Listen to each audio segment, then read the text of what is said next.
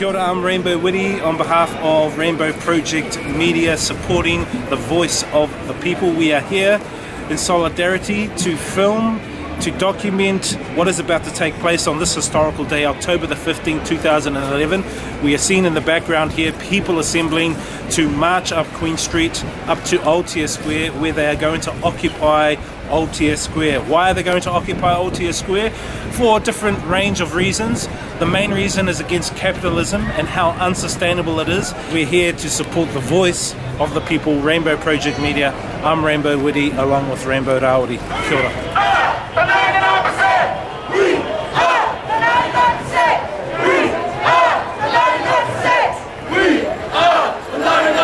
So I'm just sort of here because I want to tell the government that this system's not working, and not just New Zealand government, but the whole world. We've got to come up with a better way. I know that for my personal peace of mind, I need to say something. I need to stand up and be seen to be saying that I'm not happy, because I wouldn't want my children or my grandchildren to look back and think, why didn't anyone ever say anything?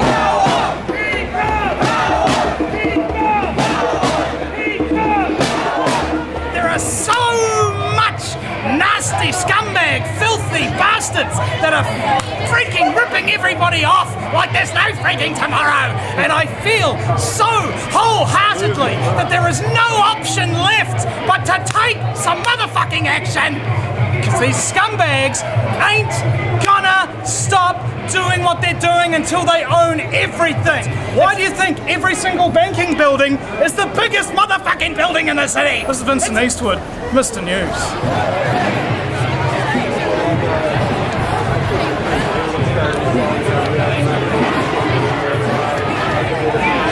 This is a time for us to realize that we are one humanity. We have to acknowledge that the system is not working, because this is our time.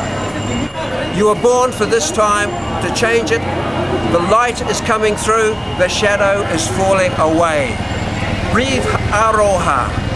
We are one family, one humanity.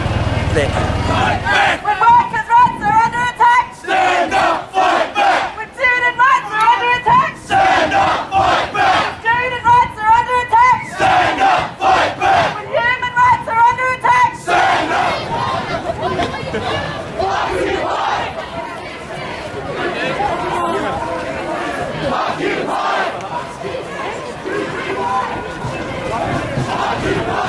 I'm here to support what everybody is noticing, which is that our current system is failing us, and then we need to put something else in place of that, just to spread the awareness of really what's going on in our world, which thankfully through social networking and current media is exponentially accelerating. Everybody's finding out, and the turnout today is fantastic. Everybody seems to be in the same general thinking patterns. It's pretty hard to kind of get a group of such diverse thought all kind of focused in on the same thing, so it'll be interesting to see how it turns out, but just here to support the numbers and support the cause. I just wanted to do a quick me on behalf of Ngāti Whātua, on behalf of the local tribe. We just want to send a quick mihi out to all of you, and welcome to this protest in solidarity with the whole world who are protesting today. 99% had no voice. We've been fractured, atomised, divided and conquered. We are joining in solidarity on this day to find our voice again. It is where we come together that we can find our collective voice and then assert its power. In New Zealand, we are the first that are making this protest on this day. We are leading the world today with this protest. I'm here because what's happening to New Zealand is unacceptable to anybody, Māori, Pacific Islander, Pākehā Asian, never. When 1% at the top end has got more wealth than 60% at the bottom end, then it's actions like this that send a signal that we won't accept it any longer. That we need to take steps to change that situation. It affects 99% of Māoridom and more Pākehā than Māori and Pacific Islanders combined. So hopefully the nation starts to wake up to the fact that either we change it or tomorrow we wake up and somebody else owns this country. We have difficult times ahead. Many of us here today are out in protest for the first time in our lives, because we are realising that it is not enough to rock up to a primary school and tick a box every 3 years and congratulate ourselves on doing our civic duty. We are here because we hope, because we dare to imagine a better life.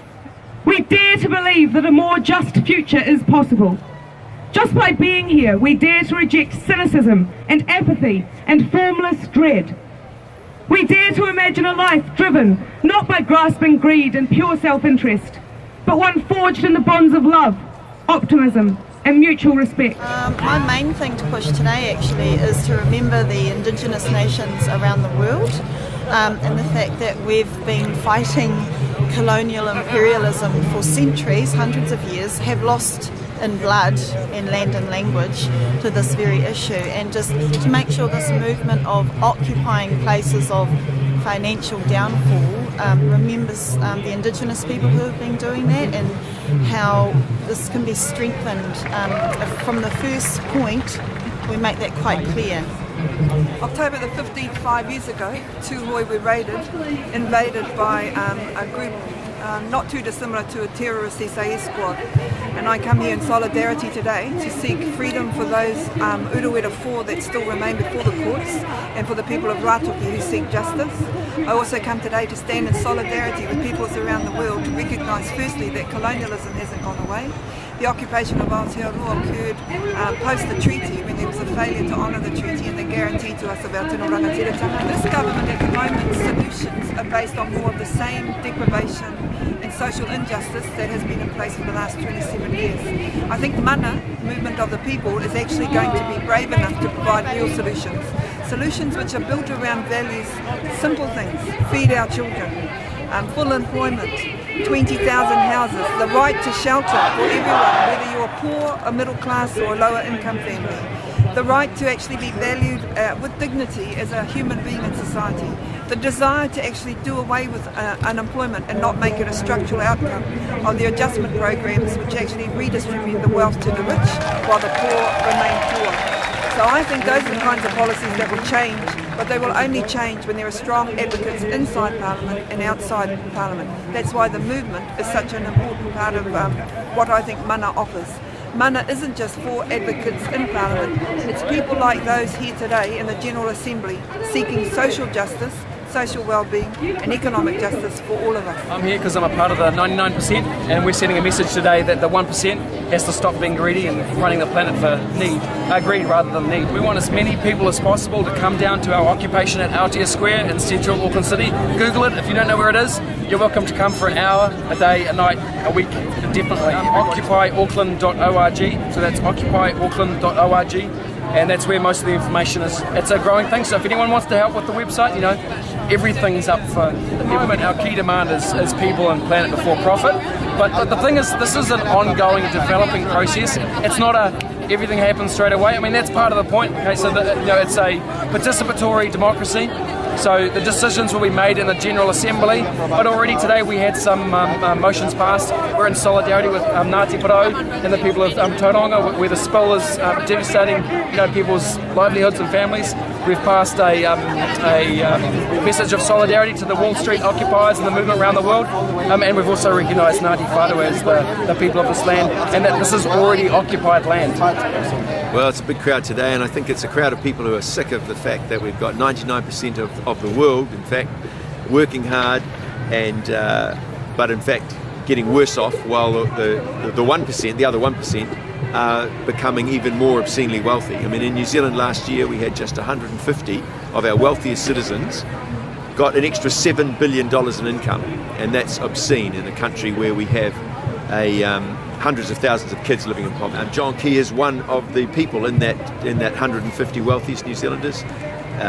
National and Labour, they're not going to do anything about it because they are tied into the corporate sector. They get all their donations from the corporate sector. We're heading towards the end of the neoliberal economic policies which have dominated the world for the last generation. In 1984 they were introduced into New Zealand by Labour, and in the 27 years since we've had 15 years of Labour, we've had 12 years of National, and things have gone down the tubes. And I think that gatherings like this, and in the 1,000 other cities around the world, are giving the clear message to the ruling elites, that is the wealthy and the political parties that support them, and that's National and Labour in New Zealand. The message is that it's unsustainable, it's going to finish. I'm here to help people realise that if we are to actually get serious about changing the problems in the world, we have to actually start looking at alternative social designs that actually work for all of humanity rather than a select few. Well, for instance, I'm a member of the Zeitgeist movement, and we advocate a resource-based economy, a system that if enough people are able to actually sit down here and all over the world to actually logically go through the information without having other people denounce the whole idea and call it conspiracy or cult, then I believe we're able to arrive at a solution which we advocate called a resource-based economy, which would fix the social woes on this planet and enable a high standard of living for every single human being on Earth that would be continuously improved. The social structure is a reflection of the values, the current dominant values today, which are shared by much more than 1% of the population. Elitist values that a lot of people actually share through the belief of money, and that money will actually create an equal world, which is quite clear that it doesn't. So people hold on to this thing of money like a form of faith and an empirical thing to human life. Really, when we look at it, well, no other species on the planet uses it. But regardless of that, it clearly is not working. Yeah, well, what we're seeing here is really the first step towards that, I think, and it's just so exciting, and it's an unprecedented moment in human history right now. Most city centres on planet Earth are coming together and doing this, so it's a completely unprecedented moment in human history, and I'm just so excited. I believe the process is underway.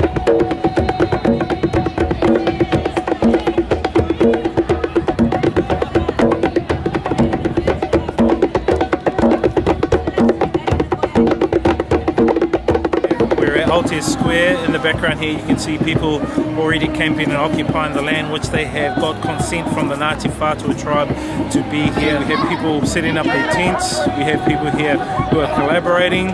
There is no enforcement being on them at the moment. There's no agents of the Matrix that have come along to disperse them in any sorts or any forms, although we are aware that there could be agent provocateurs out there who are there to actually create havoc and to create problems. So on behalf of Rainbow Project Media, Rainbow Rawiri, we are signing off, and we'll be back here maybe another week or so to come and catch up and update. We're here on behalf of Rainbow Project Media, supporting the voice of the people. Kia ora.